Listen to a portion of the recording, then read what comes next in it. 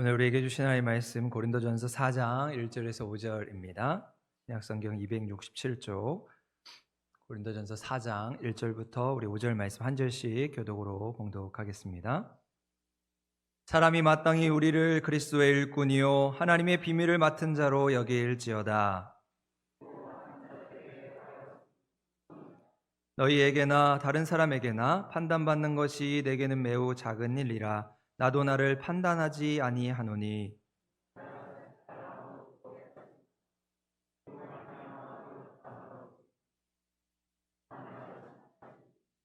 같이 읽겠습니다. 그러므로 때가 이르기 전 곧 주께서 오시기까지 아무것도 판단하지 말라. 그가 어둠에 감추인 것들을 드러내고 마음의 뜻을 나타내시리니 그때에 각 사람에게 하나님으로부터 칭찬이 있으리라. 아멘. 어제가 절기상으로 추분이었는데 그래서 그런지 우리 엊그제부터 날씨가 갑자기 변한 것 같습니다. 이제 무더운 여름이 완전히 가고 이제 가을이 옴을 느끼게 해줍니다. 그래서 우리 김현승 시인은 그러한 가을을 보면서 가을에는 기도하게 하소서 그렇게 노래했는데 이 가을의 계절 가운데 하나님 우리의 신앙이 더욱더 깊어지고 하나님이 맺어주시는 그 열매라 은혜를 따라서 날마다 귀하고 복된 삶 살아가는 또 강건한 삶 살아가는 우리 성도의 삶 될 수 있기를 간절히 축복합니다. 오늘은 그리스도의 일꾼이라는 제목을 따라 주시는 말씀으로 은혜를 나누어 보고자 하는데요.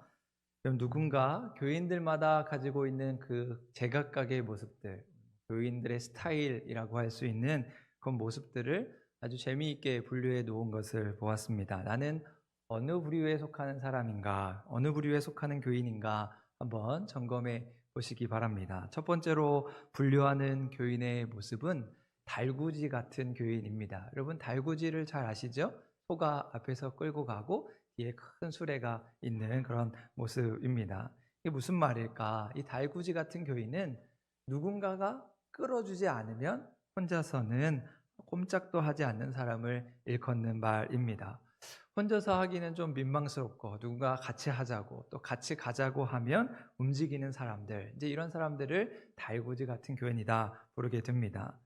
두 번째로는 하늘의 연과 같은 교인이 있다고 이야기합니다. 우리 연이 하늘 높이 날아가는 것처럼 항상 이렇게 높이 날려고만 하는 그런 교만한 교인들을 일컫는 말입니다. 그러나 실상은 그 가느다란 실에 매어 있는 연처럼 더 높이 오르지는 못하고 항상 언제 끊어질까, 언제나 그것이 끊어질까 위태로운 신앙생활을 하고 있다는 것이지요. 다음으로는 고양이와 같은 교인들입니다. 여러분 고양이는 머리를 쓰다듬어줘야 자기 주인인 줄 알고 그 주인을 따르게 됩니다. 이처럼 늘 칭찬받기를 좋아하고 누가 알아도 자기를 건드리면 발톱으로 다른 사람들을 핥히는 상처를 주는 교인들을 고양이 같은 교인이다 이야기합니다. 다음으로는 럭비공 같은 교인이 있다고 이야기합니다. 럭비공 같은 교인은 말하지 않으셔도 알겠죠. 어디로 튈지 모르는 예측이 안 되는 믿을 수 없는 그런 사람을 일컫는 말입니다. 또 어떤 사람은 크리스마스 전등과 같은 사람이 있다고 합니다.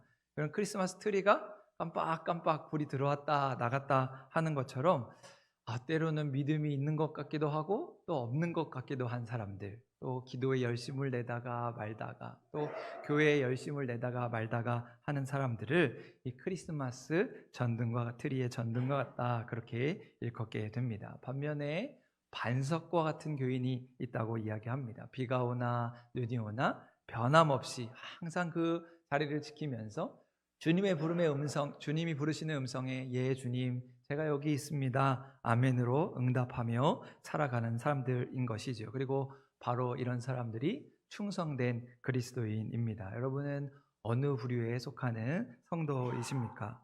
오늘 사도 바울은 이 고린도전서의 말씀을 통하여서 우리 그리스도인들이 가져야 하는 삶의 모습, 그리스도인의 정체성에 대해서 분명히 말씀을 하고 있습니다. 성도는 누구인가? 교인은 누구인가? 그러면서 오늘 우리를 향하여 그리스도의 일꾼이라 그렇게 칭하고 있습니다. 사도 바울은 오늘 본문에서 하나님의 백성으로 부름받아 하나님의 나라와 복음을 위해 일하는 사람들, 바로 그들을 그리스도의 일꾼이라고 부르는 것이죠. 그리고 그리스도의 일꾼, 그것이 바로 우리 성도가 가져야 할 정체성이고 삶의 자세라고 말씀하고 있습니다. 그러면서 오늘 본문에서 말하는 이 일꾼이라고 하는 말을 조금 자세히 살펴보면, 이 일꾼이라고 하는 원래적 의미는 이 배에서 노를 젓는 사람이라고 하는 뜻을 포함하고 있습니다. 여러분, 옛날의 배는 지금과 달리 기계 엔진으로 저절로 가는 것이 아니라 사람이 직접 그 배 밑에 내려가서 노를 저어야 움직이게 되었습니다. 그럼 예전 우리 이순신을 그렸던 명랑이라고 하는 영화를 보면 군사들은 배 위에서 칼을 들고 전투를 하고 배 밑에는 많은 백성들과 또 많은 사람들이 정말 이 손에 피가 나도록 그렇게 노를 열심히 저어서 이 거북선과 같은 큰 배를 움직이는 것을 보게 됩니다. 노를 젓는 사람들이 배 양쪽에 줄을 맞춰 앉아가지고 구령에 맞춰서 으쌰 으쌰 하면서 노를 젓습니다. 배 위에서 선장이 외치는 대로 앞으로 가라 하면 열심히 앞으로 노를 젓고 뒤로 가라 하면 열심히 뒤로 노를 젓는 것이지요. 그런데 그 배 밑에서 노를 젓는 사람들은 지금 배가 어디로 가고 있는지, 왜 그곳을 향해 가는지 질문이 없습니다. 그저 절대적인 순종만 있을 뿐인 것이죠. 또 노를 저을 때는 다른 사람과 협동을 해서 함께 힘을 모아야 합니다. 젓는 속도와 방향이 일정하게 맞아야 빠르고 힘있게 배를 움직일 수가 있습니다. 만약 다른 사람과 보조를 맞추지 않으면 또 내 맘대로 저으면 오히려 다른 사람에게 방해가 되는 것이죠. 내가 좀 편하고자 요령을 피우게 되면 오히려 다른 사람들이 더 지치고 힘이 들게 됩니다. 그렇기에 이 배 밑에서 노를 젓는 일꾼들은 전적인 순종과 전적인 헌신으로 무장한 충성이 필요한 것이지요. 그럼 더불어서 우리를 이 그리스도의 일꾼이라고 할 때 그 앞에 있는 단어 그리스도라고 하는 이름이 없고 오직 그 뒤에 있는 일꾼이라고 하는 직책만 남게 된다면 우리는 목적과 방향을 잃어버린 항해를 하게 되는 것입니다. 그리스도가 없는 일꾼은 자신이 주인이 되어서 지금 내가 어디로 가고 있는지, 무엇을 하고 있는지 열심히 노를 젓기는 하지만 방향을 잃어버린 배가 되는 것이죠. 그렇기에 그리스도의 일꾼은 내게 중심을 두지 않고 오직 선장 되시는 예수님께 초점을 맞추는 것입니다. 선장의 명령에 따라 순종하며 노를 젓는 사람들처럼 우리는 예수님의 일꾼으로 예수님의 말씀에 순종하며 예수님이 원하시는 방향으로 믿음의 노를 저어가는 것, 바로 그것이 그리스도의 일꾼이 되는 것입니다. 여러분, 이 시간 우리는 그리스도의 일꾼으로 무엇을 담당하고 있는가? 나는 어떻게 살아가고 있는가? 주시는 말씀을 따라 몇 가지로 함께 생각해 보고자 합니다. 먼저 오늘 말씀에서 말하는 그리스도의 일꾼은 비밀을 맡은 자입니다. 사도 바울은 오늘 우리를 그리스도의 일꾼이라고 부르면서 동시에 우리는 비밀을 맡은 자라 그렇게 전하고 있습니다. 그것이 오늘 우리 1절 말씀인데요. 우리 1절 말씀 화면을 보시고 우리 노란색 글씨 한 번 더 같이 읽겠습니다. 시작. 사람이 마땅히 우리를 그리스도의 일꾼이요 하나님의 비밀을 맡은 자로 여길지어다. 여러분, 오늘 말씀에서 이 비밀을 맡은 자라고 우리를 칭하고 있습니다. 근데 이 비밀을 맡았다라고 하는 말은 집을 맡아 돌보는, 우리가 흔히 말하는 청지기의 의미를 담고 있습니다. 여러분, 청지기라고 하는 것은 집의 주인을 대신해서 집의 모든 것을 위탁받아가지고 주인이 없을 때도 마치 주인처럼 주인의 마음으로 집안일을 돌보는 사람들입니다. 그래서 이 청지기는 다른 종들, 다른 노예들하고는 차이가 있습니다. 청지기는 바로 비밀을 맡은 자인 것이지요. 주인이 집안일의 모든 것을 믿고 맡길 수 있는 바로 청지기입니다. 심지어 다른 사람들에게는 말할 수 없는 아주 비밀스러운 것까지, 집안의 금고나 아주 소중한 것까지 믿고 맡길 수 있는 사람이 바로 청지기입니다. 그래서 청지기는 주인의 소중한 것을 맡아서 묵묵히 그 사명을 감당하는 것이지요.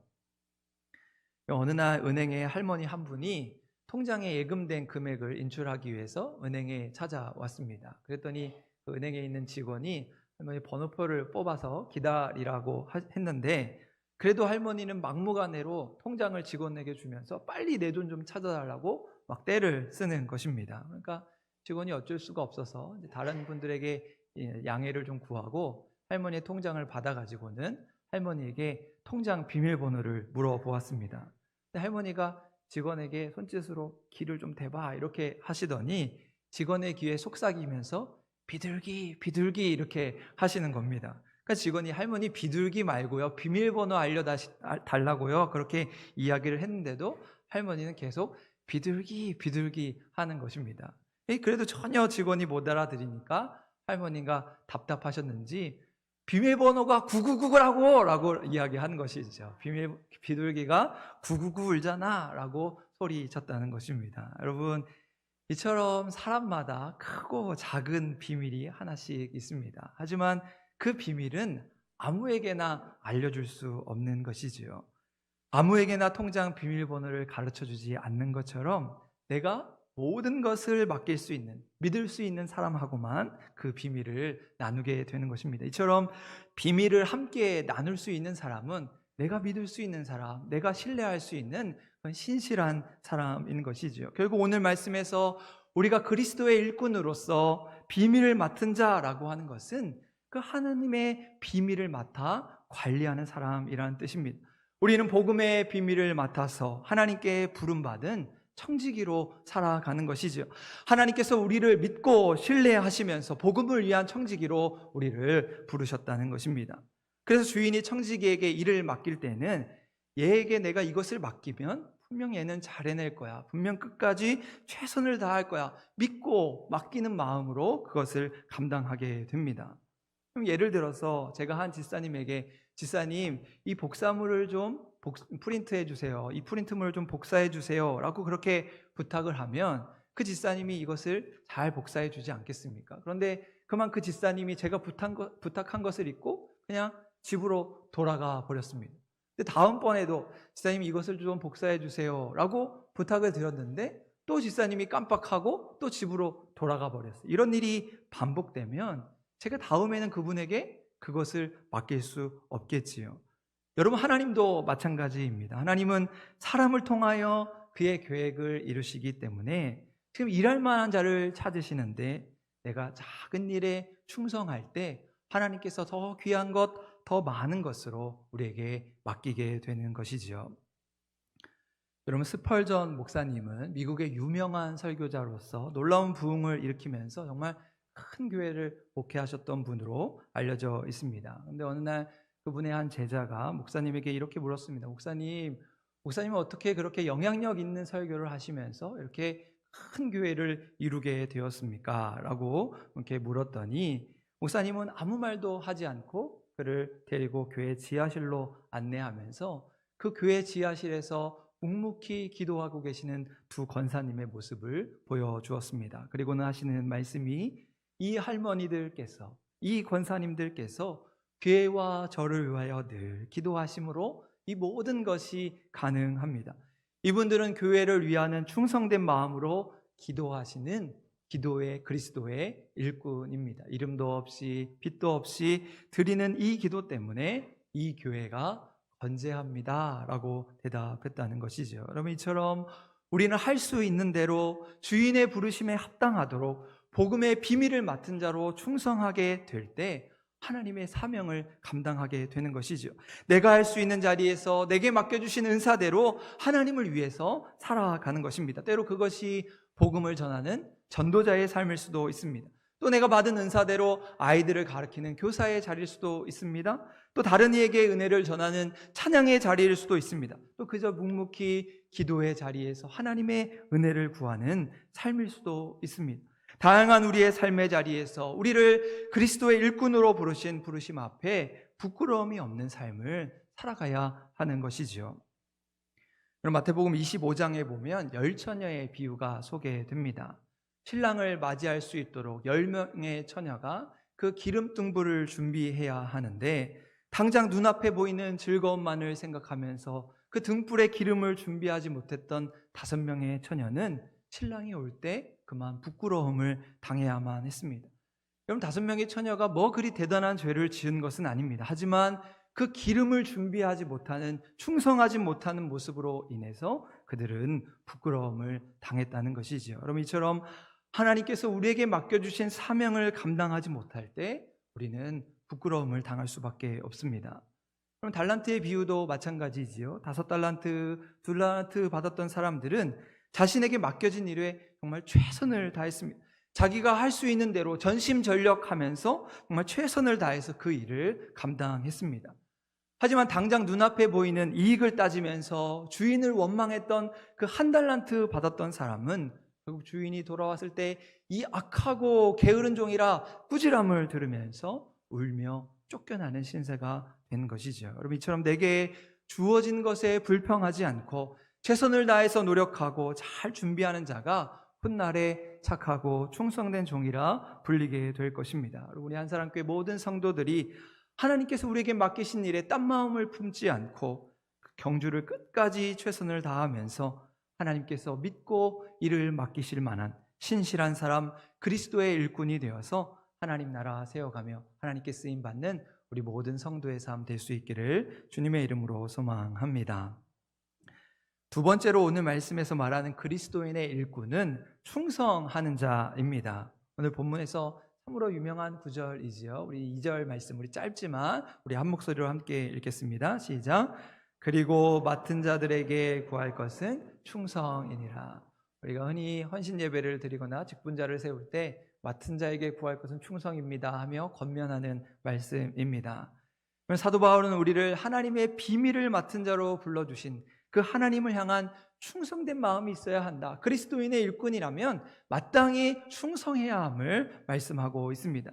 하나님의 것을 맡은 자, 하나님의 청지기에게 가장 중요한 자세는 바로 충성이라는 것이지요. 청지기로서 건강도 필요하고 물질도 필요하고 시간도 필요합니다. 또 유창하게 말도 잘하면 참 좋겠지요. 그러나 하나님이 우리에게 요구하시는 것은 맡은 일에 대한 충성인 것이지요. 여러분, 어느 아프리카 병원에 입원한 한 아주머니가 병원 창문 밖으로 보니까 그런 보리밭에서 이 보리와 밀을 아주 열심히 밟고 있는 한 노인을 발견했습니다. 아니, 누가 이렇게 이른 아침부터 보리밭에서 일을 할까? 그래서 자세히 보았더니 바로 그 병원의 원장이었던 슈바이처 박사였습니다. 여러분, 우리가 잘 아는 대로 이 슈바이처 박사는 신학자였고 또 목사님이자 의사로서 그 선교의 사명을 감당하기 위해서 아프리카로 떠났습니다. 그런데 바로 이분이 이른 아침부터 그 보리밭에서 보리를 열심히 밟고 있던 것이죠. 그래서 누군가 목사님 왜 이런 굳은 일을 하십니까? 라고 그렇게 물었더니 그랬더니 슈바이처 박사가 이렇게 대답합니다. 내게 맡겨진 일이니까, 또 얼마든지 할 수 있는 일이니까, 또 해야 할 일이니까 하고 있을 뿐입니다 라고 대답했다는 것이죠.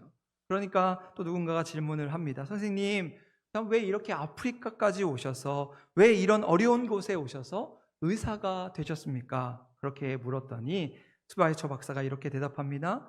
말로는 감동을 줄 수 없기 때문에, 말로는 누구도 감동시킬 수 없기 때문에 행동으로 그리스도의 사랑을 나타내고 있을 뿐입니다 라고 대답했다는 것이죠. 여러분, 이처럼 충성이라는 것은 지식이나 말로 하는 것이 아니라 행동으로 보여주는 믿음인 것입니다. 내게 맡겨진 일에 끝까지 최선을 다하고 묵묵히 감당하는 것, 바로 그것이 충성인 것이지요. 여러분, 그래서 이 충성이라고 하는 말을 성경에서 헬라어 언어로 보면 이 충성이라고 하는 말과 믿음이라고 하는 단어가 어근이 같은 것을 보게 됩니다. 그러면서 이 충성과 믿음은 같은 의미를 담고 있다는 것을 보게 됩니다. 주인을 믿는 믿음과 주인을 향한 충성은 하나라는 것이지요. 다시 말하면 주인을 향한 믿음이 있을 때 우리는 충성할 수 있게 됩니다. 당연한 이치겠지요. 내가 믿을 수 없는 사람에게 충성할 수는 없는 법입니다. 그러니까 오늘 우리가 하나님을 향한 충성은 하나님을 향한 믿음의 뿌리를 두고 있습니다. 믿음이 없이는 충성할 수 없는 것이지요. 그런데 이 말을 뒤집어 보면 충성하지 않는 사람은 믿음이 없다라는 말로 바꿔 부를 수도 있습니다. 그래서 이브리서에는 믿음이 없이는 하나님을 기쁘시게 할 수 없다고 말씀하는 것이지요. 현대 사회를 일컬어 무한 경쟁의 사회, 무한 경쟁의 시대라고 이야기합니다. 다른 사람과의 경쟁에서 이기는 사람만이 살아남는 그런 사회 구조에서 우리 모두는 밀려나지 않기 위해서 끊임없이 자기를 개발하고 다른 사람들을 밀어내고 있습니다. 근데 이러한 현상이 요즘에만 있는 것이 아니라 아마도 과거에서부터 여전히 지속되었던 것처럼 보여집니다. 1982년도에 아주 오래된 옛날이죠. 1982년도에 독일에서 올해의 단어를 꼽으면서 당시 사회를 팔꿈치 사회라고 그렇게 선정한 적이 있습니다. 당시 독일 사회를 평가하면서 옆 사람을 이렇게 팔꿈치로 밀어내면서 경쟁하는 그런 사회적인 분위기를 나타낸 것이죠. 그러면서 오늘날 우리 사회도 마찬가지죠. 끊임없이 팔꿈치로 누군가를 밀어내야 살아남는 그런 승자 독식의 구조 속에서 우리가 살아가게 된 것입니다. 그런데 이 사실상 이 경쟁이라고 하는 단어의 본 뜻은 누군가가 싸운다, 누군가가 다툰다 이런 뜻이 아니라 함께 추구하는 것이라는 의미를 담고 있습니다. 우리나라의 경쟁이라는 한자는 다투다, 싸우다라고 한 뜻을 담고 있지만 영어에서 경쟁, 우리 한번 화면을 띄워주시겠어요?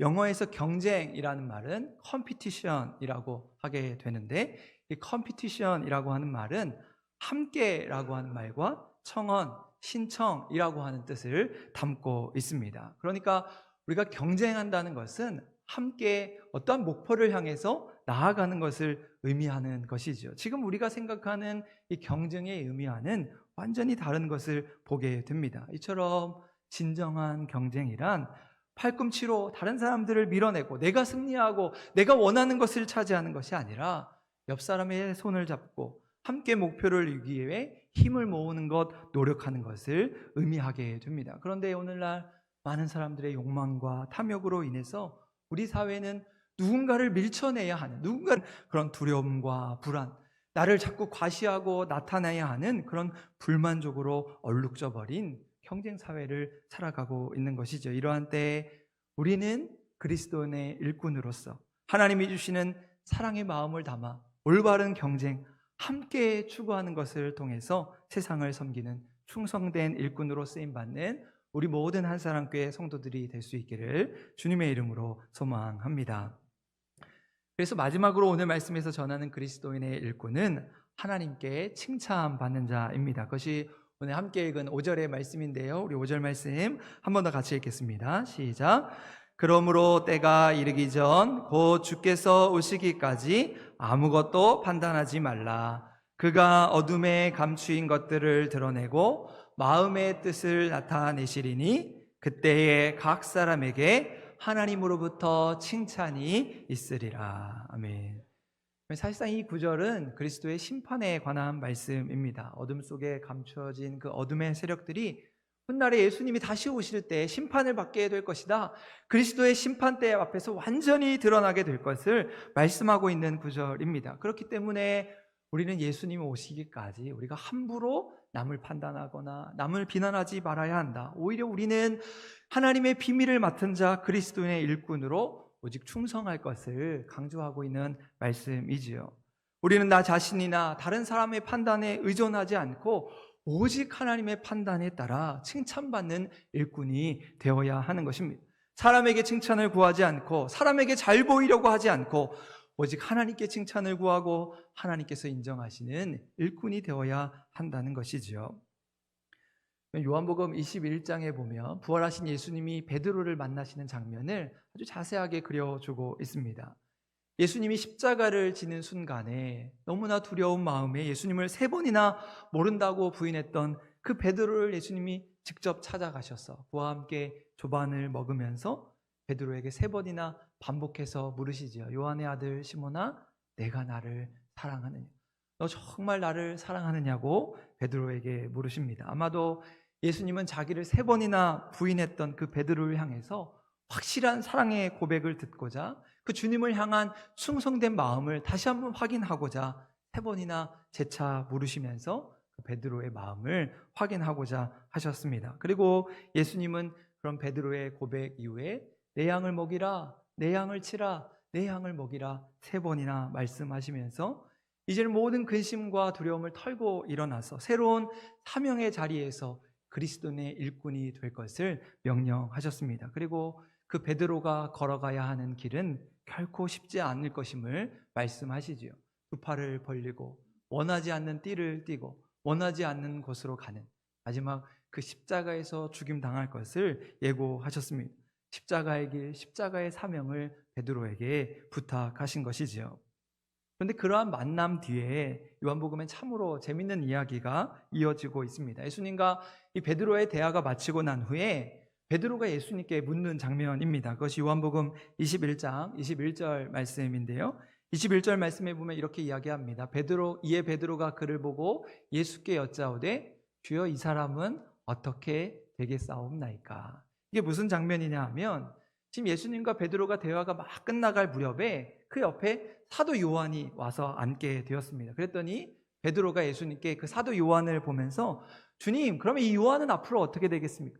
내가 십자가의 길을 가면서 그렇게 어려운 길을 가야 하는데 그러면 저 요한은 어떻게 됩니까? 라고 묻고 있는 것입니다. 그랬더니 예수님이 이어지는 22절에서 이렇게 대답하십니다. 예수께서 이르시되 내가 올 때까지 그를 머물게 하고자 할지라도 내게 무슨 상관이냐? 너는 나를 따르라 하시더라. 그럼 이게 무슨 말씀일까? 네가 십자가의 길을 가든 저 사람이 저렇게 앉아있든 그것이 너랑 무슨 상관이냐? 오직 너는 나를 따르라 라고 말씀하는 것이죠. 그저 충성하면 될 것이지 이 사람은 어떤가요? 저 사람은 어떤가요? 그것이 너랑 무슨 상관이냐? 오직 너는 나를 따르라. 이것이 그리스도인의 일꾼이 가져야 할 자세임을 예수님은 말씀하셨다는 것입니다. 어느 날 목공소의 많은 연장들이 한자리에 모여서 회의를 열었습니다. 망치와 대패와 자와 톱 이런 많은 연장들이 모여서 이제 회의를 열었습니다. 그러면서 그 회의의 진행은 이제 연장들의 대장인 망치가 맡았습니다. 그러면서 땅땅땅 하면서 회의를 진행하는데 회의를 진행하는 도중에 몇몇의 연장들이 망치에 대한 불만을 토로합니다. 망치는 항상 깨고 부수는 자입니다. 늘 소란을 피우는 자이니까 이 회의를 진행할 사회자로서 자격이 없습니다. 당장 저 자리에서 내려와야 합니다 하면서 막 불만을 토로했습니다. 그러니까 망치가 이야기합니다. 좋습니다. 나도 내 결점을 인정합니다. 하지만 내가 떠나야 한다면 나와 함께 떠나야 할 자가 있으니 바로 저 대패입니다. 저 대패는 깊이도 없이 일하면서 늘 남의 허물만을 벗기는 자이기 때문입니다 라고 이야기한 것이죠. 그랬더니 가만히 있던 대패가 화가 나서 이야기했습니다. 그러면 나뿐만 아니라 줄자도 나가야 합니다. 줄자는 항상 자기만 옳은 듯이 자기는 꼿꼿이 서 있고 다른 것에 눈금을 매기면서 다른 사람을 측정만 하기 때문입니다. 그렇게 이야기하는 것이죠. 그러자 자가 벌떡 일어나서 이제는 톱을 지적합니다. 내가 문제면 톱은 더 문제가 많습니다. 톱은 무엇이든지 잘라서 둘로 가르는 자입니다. 여기에서 가장 필요 없는 사람이 바로 저 톱입니다 라고 하면서 서로 자기들의 결점을 이야기하며 지적하기에 바빴던 것입니다. 그러고 있을 때 그만 목수가 그 자리에 돌아왔습니다. 그런데 목수는 아무 말도 하지 않고 그 목공소에 놓여져 있는 모든 연장들을 하나하나 사용하면서 순식간에 이렇게 아름다운 설교 단상을 만들었습니다. 서로의 잘못을 비판하기에 다투기에 바빴던 연장들은 그토록 결점이 많은 자신들 하나하나가 쓰임받아서 이렇게 아름다운 단상을 만들었다는 사실에 감탄하면서 우리는 모두 나사렛 목수의 연장들이었구나, 우리는 모두 나사렛 예수의 일꾼들이었구나 고백했다는 것이지요. 여러분, 우리 모두는 각자 흠도 많고 결점도 많은 참 연약한 자들입니다. 하지만 하나님은 그러한 우리들을 사용하셔서 그리스도의 일꾼 삼으시면서 나사렛 목수의 귀한 연장들로 쓰임받게 하십니다. 때로는 우리가 망치와 대패와 톱처럼 자기를 판단하고 다른 사람들을 판단하고 있는 것은 아닌가? 사도 바울은 우리가 오직 그리스도의 일꾼으로서 남들의 판단이나 자기의 판단에 치우치지 말고 오직 하나님이 우리를 어떻게 판단하시는가, 그 하나님께 기준을 맞추고 하나님만을 바라보면서 맡은 일에 충성을 다할 때 그때 하나님께서 우리를 칭찬하실 것이라 말씀하고 있습니다. 여러분, 사람들로부터 칭찬받는 일 참 좋은 것이지요.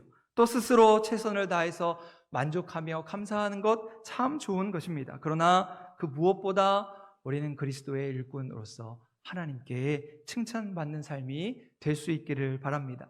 5달란트, 2달란트 받은 자들이 자기가 받은 것으로 최선을 다했을 때 주인이 돌아와 잘하였도다 착하고 충성된 종아, 내가 적은 일에 충성하였음에 내가 많은 것을 내게 맡기리니 내 지인의 즐거움에 참여할지어다 라고 칭찬받았던 것처럼 오늘 우리도 복음의 비밀을 맡은 자로서 우리 사명의 자부심을 갖고 각자 맡겨진 일에 최선을 다해 충성을 다하면서 사람을 좋게 하는 자가 아니라 하나님께 인정하시고 하나님께서 인정하시고 칭찬하시는, 그래서 훗날에 그 주인의 즐거움에 잔치의 자리에 동참게 되는 그 생명의 멸관 받아 누리며 살아갈 수 있는 우리 한사람교회 모든 믿음의 식구들 될 수 있기를 주님의 이름으로 간절히 축원합니다. 기도하시겠습니다.